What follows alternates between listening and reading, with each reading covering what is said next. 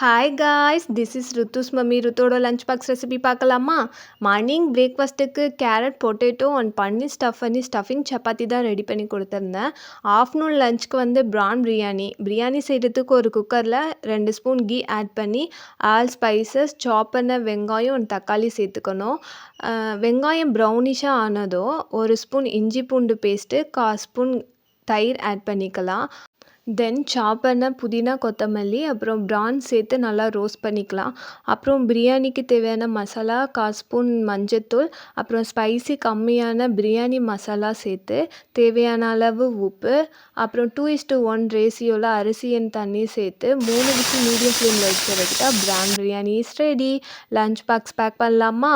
PRAN biryani side dish வந்து gobi 65 and egg snacks வந்து white chana கொடுத்துருந்தேன். If you like this video please share and subscribe Ruthus Mom YouTube channel. Thanks for watching.